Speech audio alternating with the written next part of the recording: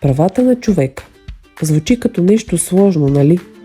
Нещо, което се случва в ООН или в съдебни зали. Но истината е, че правата на човека са с нас от момента, в който отворим очи сутрин.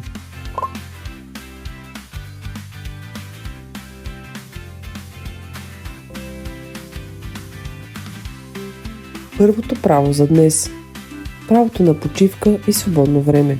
Звучи логично, но не всяко дете в света има възможност просто да се събуди и да започне деня спокойно. Ти имаш право на това.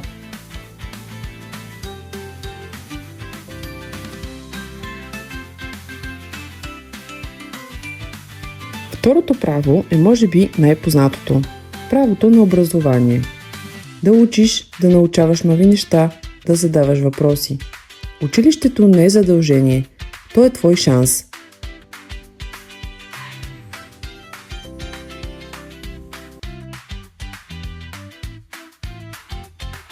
Това е правото на зачитане на човешкото достоинство.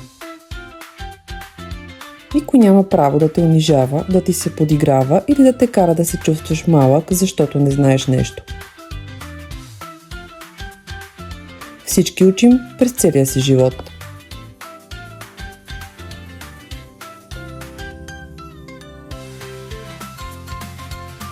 Четвъртото право е правото на изразяване. Да казваш какво мислиш, да споделяш какво чувстваш, да говориш за неща, които те вълнуват. Стига да не обиждаш другите. Твоят глас има значение.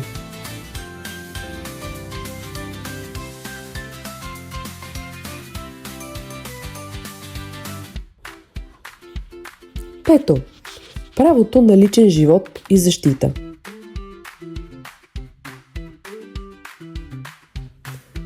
Това значи, че никой няма право да влиза в стаята ти без позволение.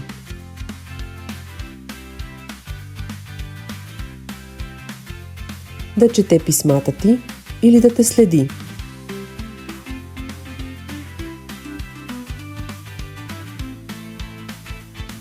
А онлайн това значи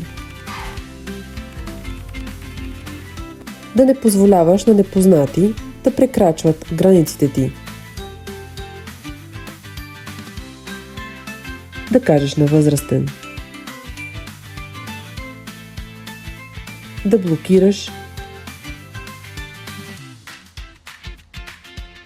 Да докладваш.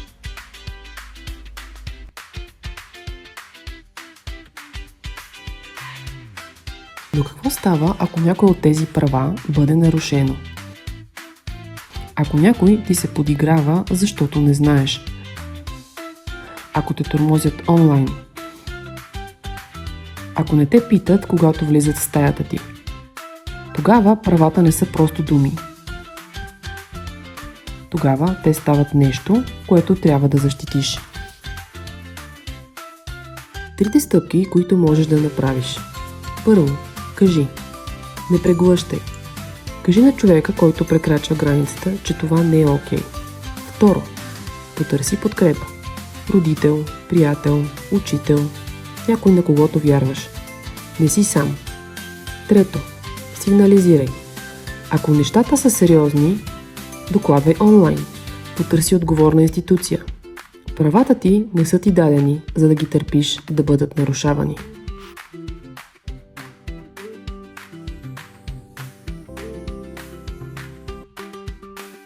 Правата на човека не са просто списък в учебник. Те са дневният ти ритъм. Начинът, по който ставаш сутрин, по който те гледат в училище, по който говорят с теб вкъщи, по който общуваш онлайн. Да познаваш правата си не значи да си труден или бунтар. Означава да знаеш къде е границата ти и да знаеш какво да правиш, ако някой я прекрачи. Защото правата не са ти дадени, за да ги гледаш отстрани. Те са твои. Всеки ден. От сутрин до вечер. Дори когато не мислиш за тях. Затова ги познавай. И когато трябва, ги защитавай. За себе си и за другите около теб.